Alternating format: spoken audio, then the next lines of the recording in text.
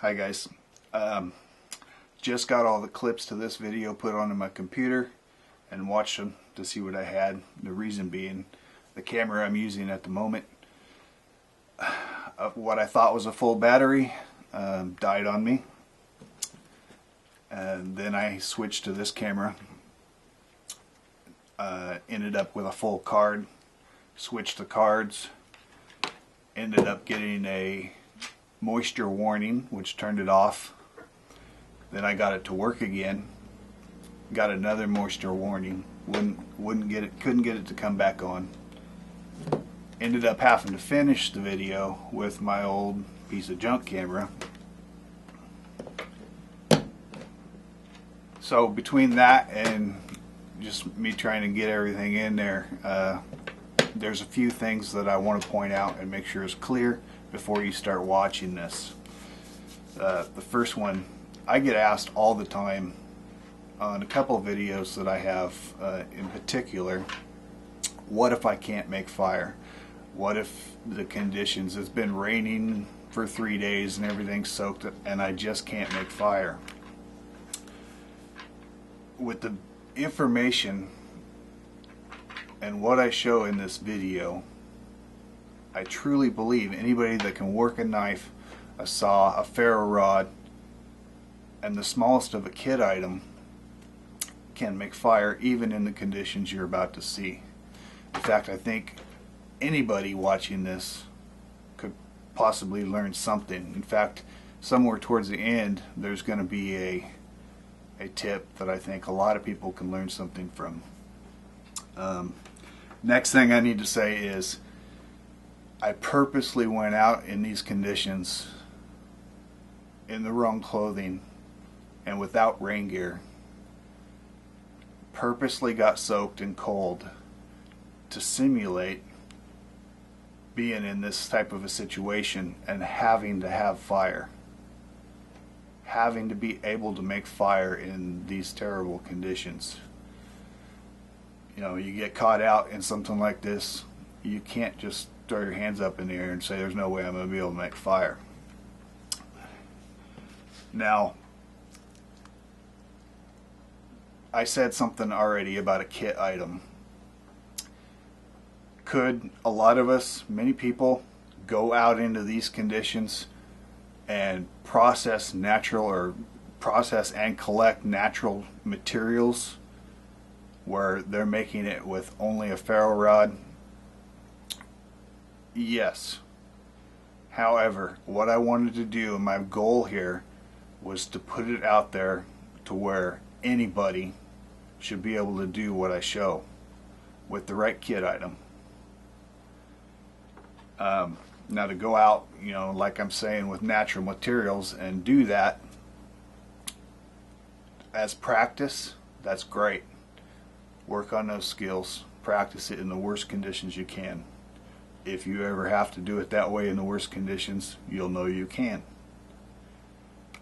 But if you have the items with you and you get caught in these conditions, you don't want to be messing around any more than you have to. If you have a kit item that's going to skip some steps and speed things up, you want to use it, because in the whole process you're getting wet, you're getting soaked. You'll see in the video I was completely soaked in this video.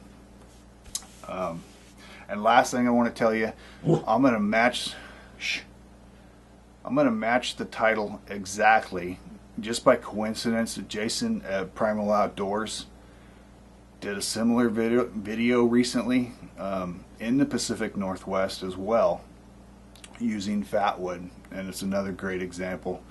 So I'm going to match his title, hoping that anybody watching on a computer, his video will be on, you know, recommended because you're watching something similar. But I think I'll also go ahead and try to put a link to his video in the description box. So, like I say, I know it's long. If you watch it, I think you'll get something out of it. Enjoy. Hello, and welcome to Common Sense Outdoors and the beautiful Pacific Northwest. I came to this spot specifically for those of you that follow along on my channel. A while back I did a video walking to breakfast in the woods. This behind me is part of the trail that I showed me walking in on. This is all 100% runoff. To give you an idea what the weather's been like here the last couple of months. Right now we're nearing the end of January. In December, Crater Lake National Park set a new all-time record for snowfall. It was 196.7 inches, I believe. I'll put a picture of it in here, and I'll add a couple. Maybe I might add 2 or 3 pictures of Crater Lake itself for those of you that don't know what it looks like or what I'm talking about.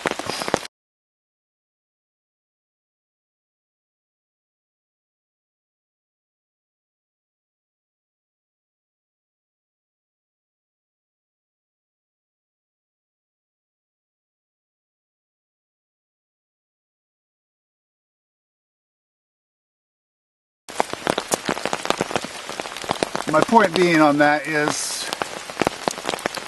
the lodge at Crater Lake National Park is at 7,100 feet. Where I am right here is at about 1,200 feet in elevation.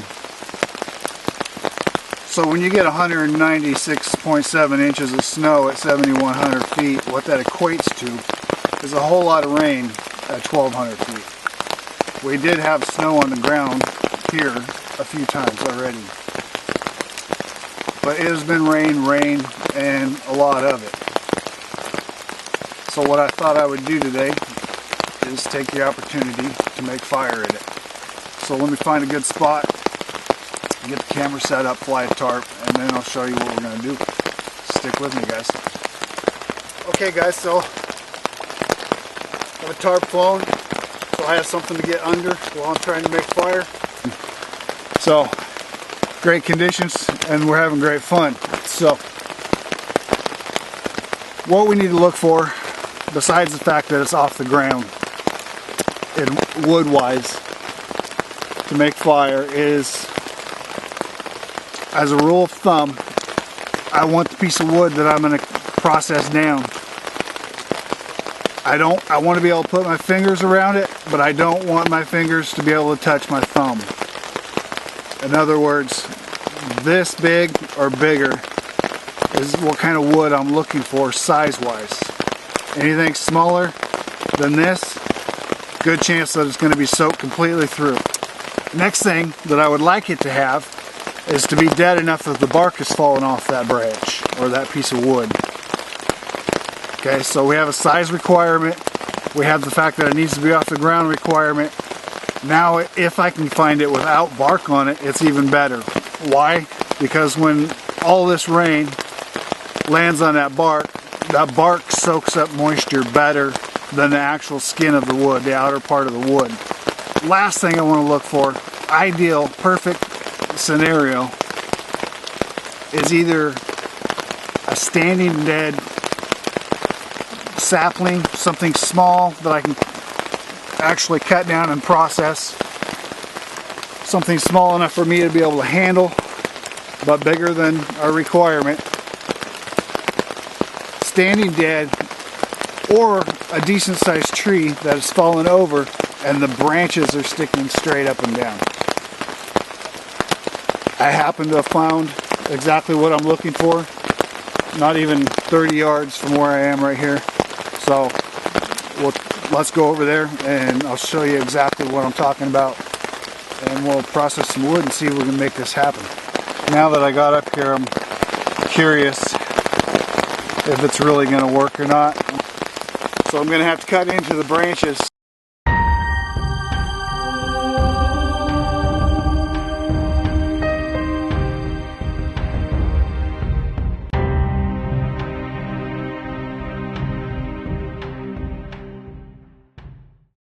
Well, that log had everything I was looking for. It's just simply not going to work. because it's been down too long. The limb itself isn't completely rotten, but once a piece of wood starts to rot, it basically turns into a sponge. But that's soaked all the way through. That's not going to work because of the rot. Might be something that we can use right there. Let me go check it out. And the piece here that may work, this is a fir tree. It's not straight up and down. It's bent over as you go up it. But it's dead. And it has the bark on, which I would rather it didn't, but and the fact that it's still standing and bent like that, it may not even be all the way dry inside, dead-wise. But, I mean, this thing is off the ground. It's probably 30 feet long. And we're going to give it a try because it will give us more than enough material if it's okay on the inside. So let me get a cut in it, and we're going to find out right away if it's going to work.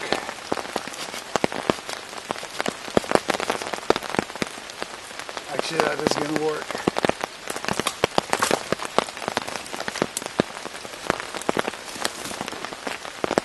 This thing just rolled over on me as it fell out of that other tree there.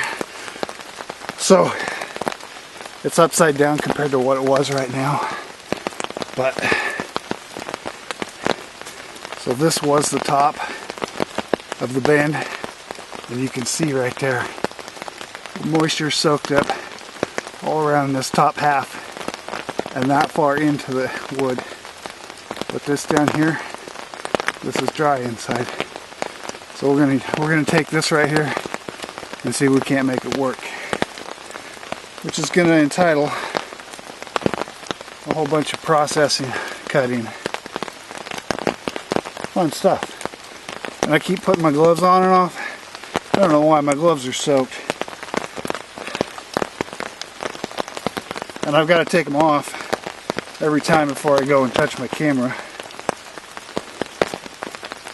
I guess because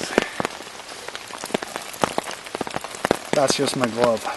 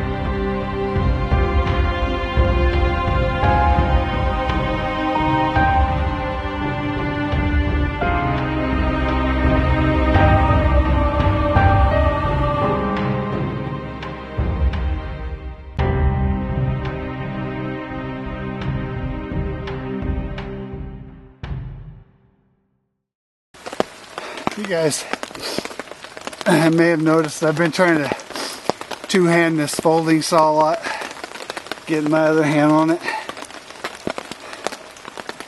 Between the fact that the outer part of this wood is wet, which is causing the saw blade to want to grab and stick from the moisture in on the outer part of the wood. Besides that, I have an issue going on right now that is making it very difficult to do stuff with my right arm. My right arm actually goes completely numb at times. So I keep working at it, take a break here and there, get a little bit more of this cut up.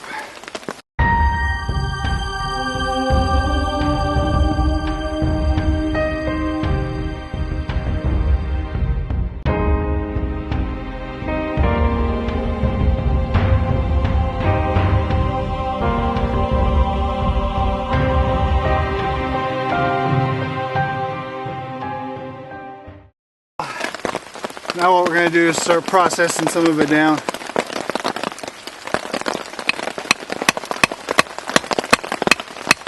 I went and cut a nice solid piece of madrone.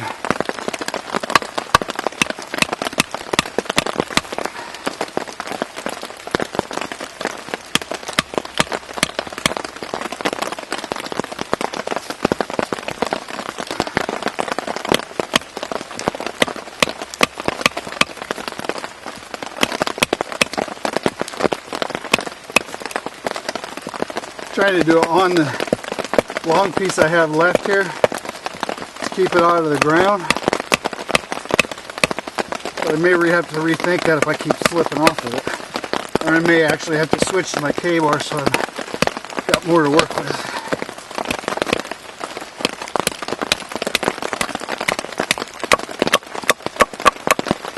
Okay, now the first thing I want to pay attention to while I'm doing this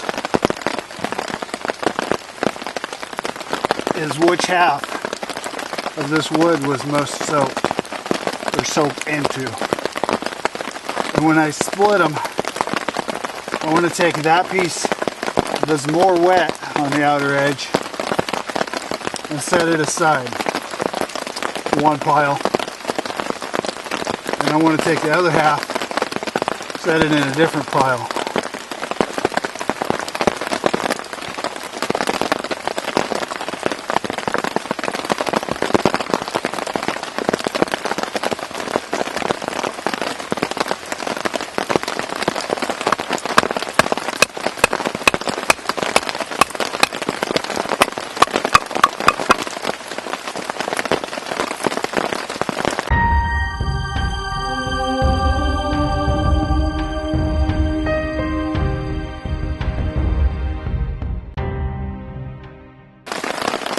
Again, you can tell which part of that was on top, soaking in more moisture. And I'm just taking that half of the piece, once I baton it, and putting it on this pile.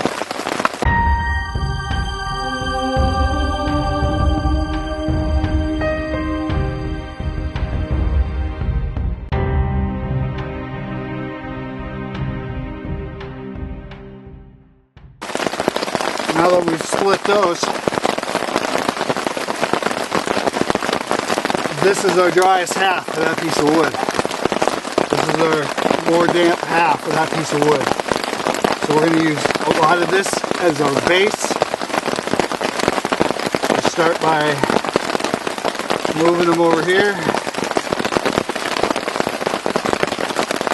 We're going to take, let's say, 4 pieces.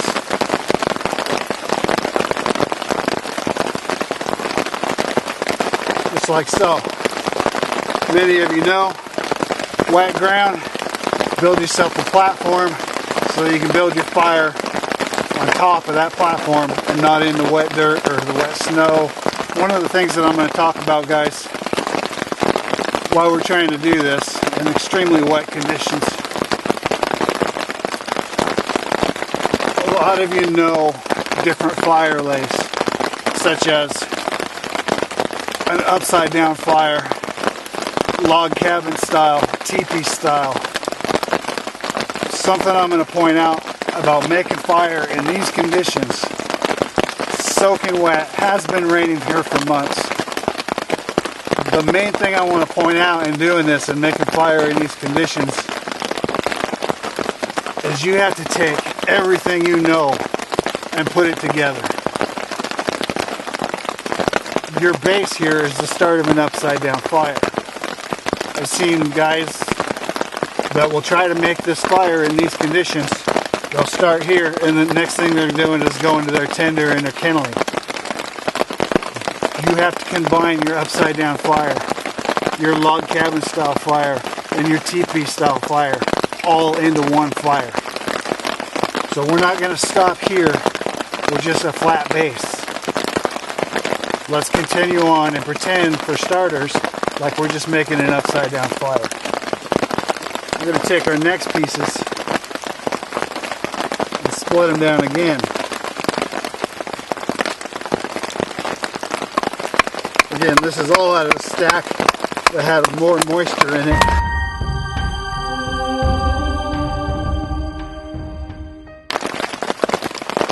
We're going to take it even further.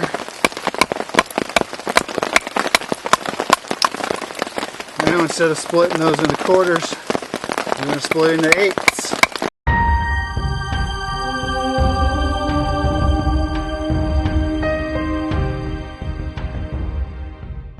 Essentially what we've done is we've started to create an upside down fire with half size sticks, quarter size sticks, eighth size sticks. Now what we're going to do is start to build our fire on top of this.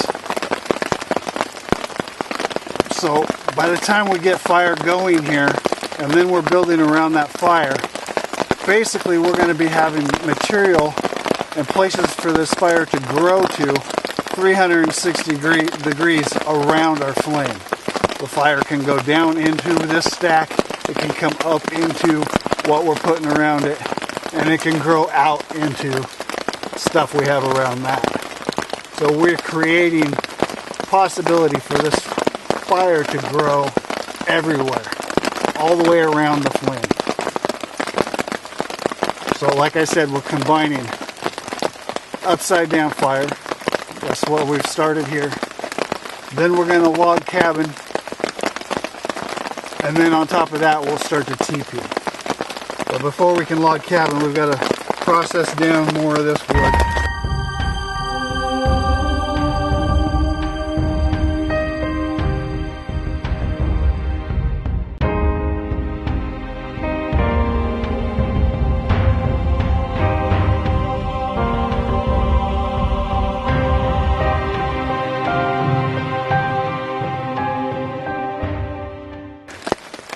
We know we had one edge that was more soaked, which is all in our base.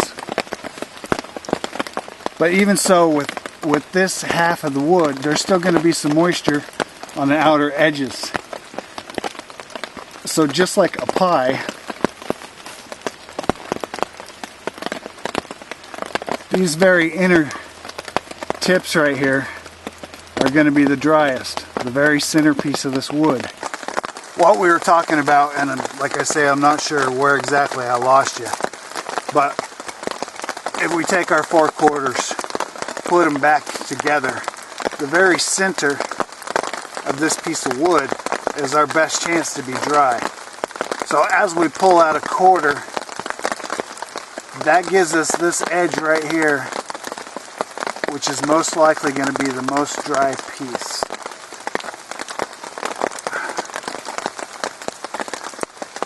This very tip of the pie.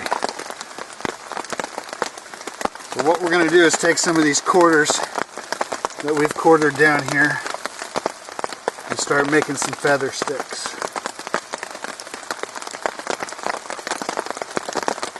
They don't have to be perfect.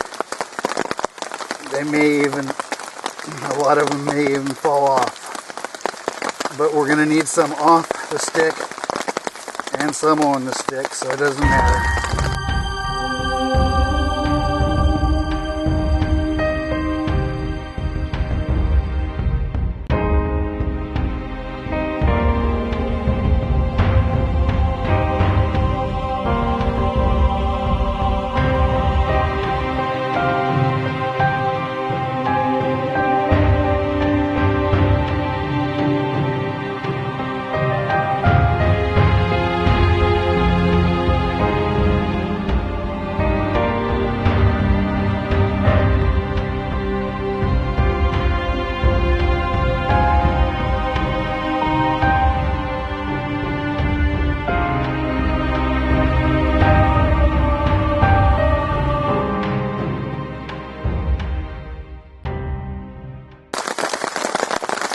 So far we got some pretty rough looking feather sticks there.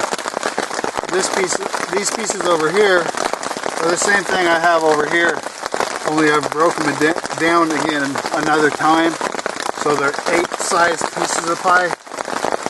Just going to continue to make some more feather sticks out of these smaller ones.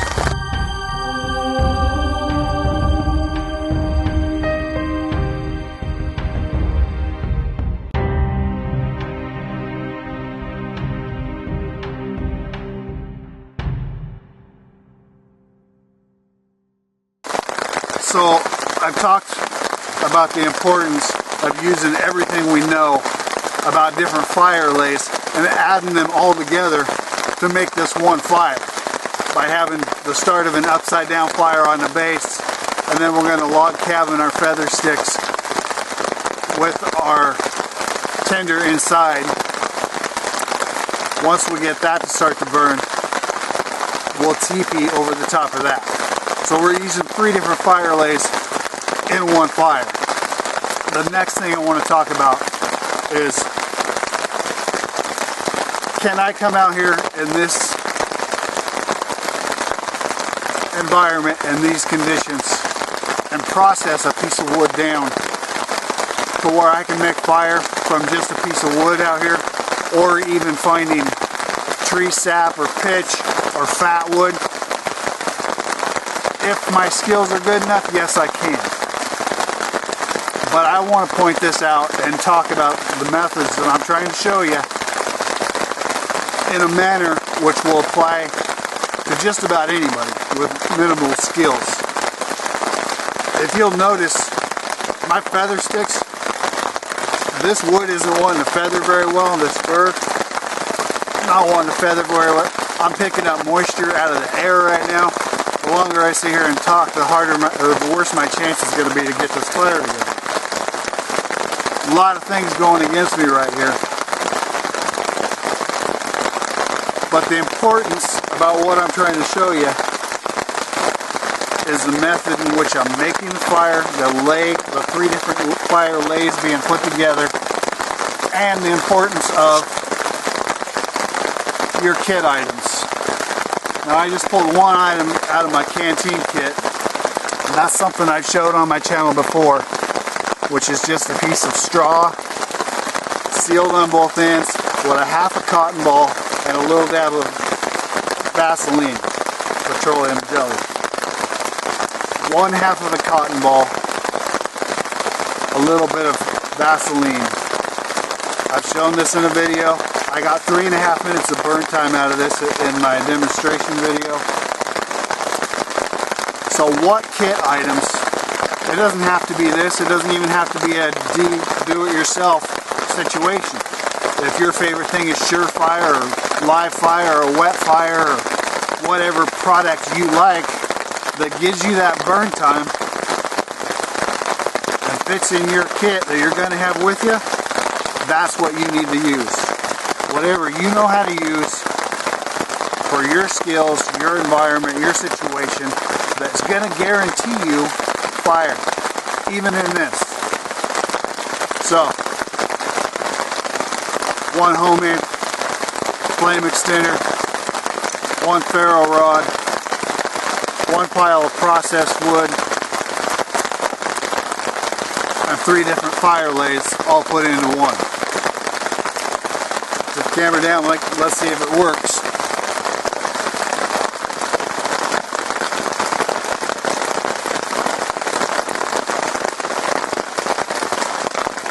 Take a few pieces of these shavings over here that fell off while we were trying to make feather sticks. Make a little bit of a flat spot here between these pieces.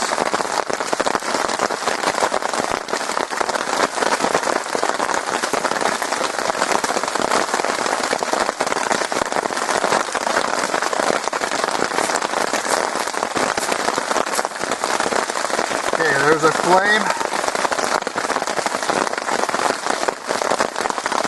Now we take our feather sticks and we start log cabining.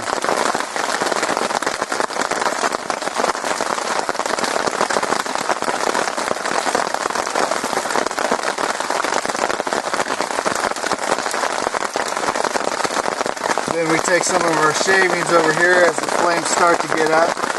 We put that down the middle. Ow, leg cramp. Okay, as it starts to come up higher and higher, then we'll start teepeeing.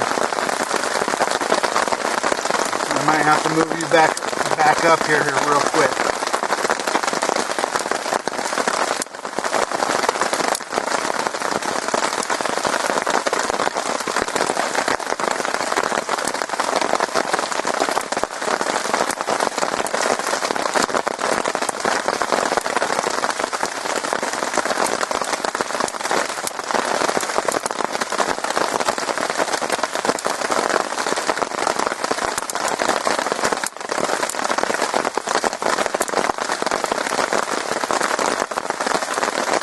go ahead and back you guys up.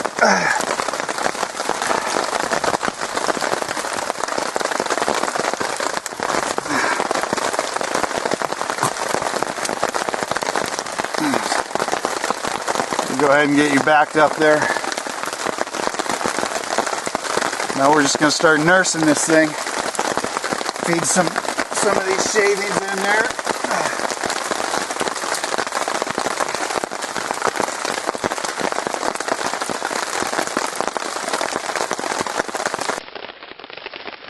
Alright guys, well, I don't know, I'm not really sure where I lost you at. You can tell I'm not much further along probably from wherever I lost you, because we're barely into it here. Just barely sustaining, but you can see how we have the upside down fire lay on the bottom. Then you've seen how, hopefully you've seen, I'm not exactly sure. Let me move over a little bit under this tarp here. But hopefully you've seen how we, oops.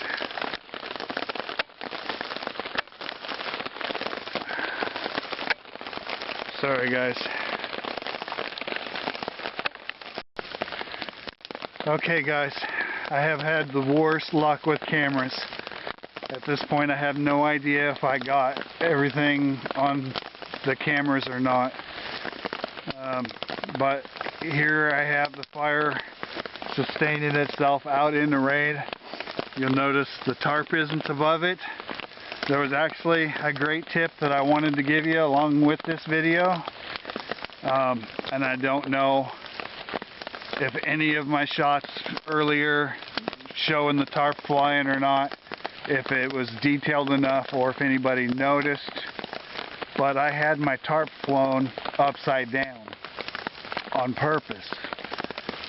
And the tip I wanted to give you was about building your fire, and forgive me now because I'm going to come out in the rain and who knows how long this camera will go for. But building your fire according to, okay, I knew all along and I didn't bother, I didn't even think I was going to get this camera to work for a while. And I can't put it on my tripod.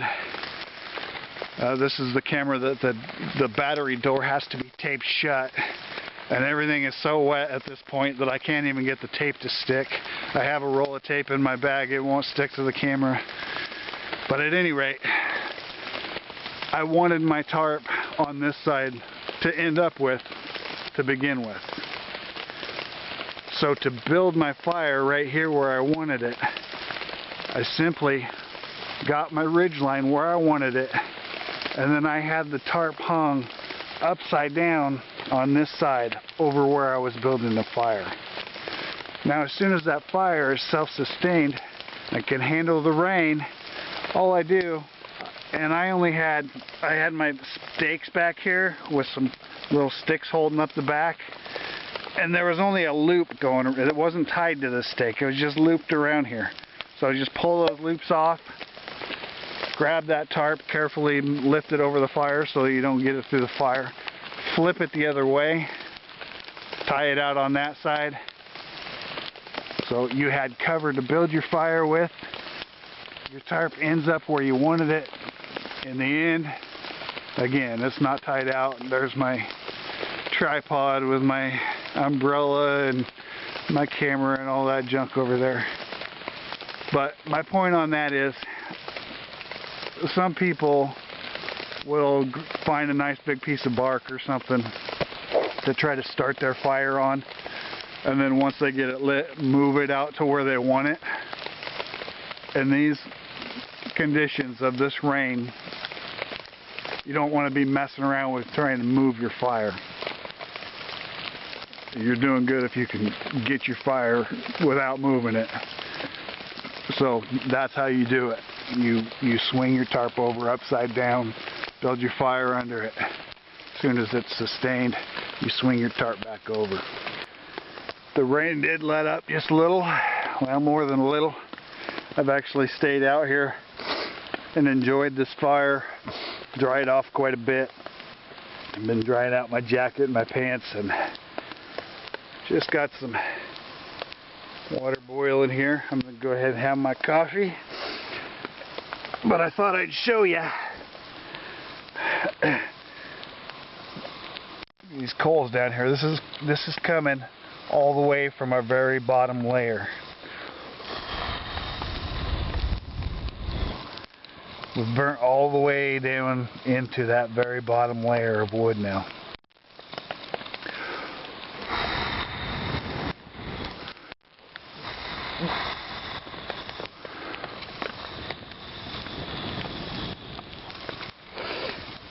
Going strong. Probably just blew some ash into my coffee water, but that's alright. Let's go ahead and get that off of there. Alright guys, thought I'd give you one last update there on it. Show you how we've burnt all the way down into the bottom of our stack. And we're about burned up. Well, except for that bottom layer. All the top stuff I've just been feeding the ends that fall out back on and letting it burn down, drying off. Not cold anymore. Dried out quite a bit, and I'm gonna have a nice hot cup of coffee as soon as I get it mixed into there, and then we'll head back to the house. Alright guys, again, thanks for watching. Thank you for your likes, views, comments, and support. We'll see you in the next video.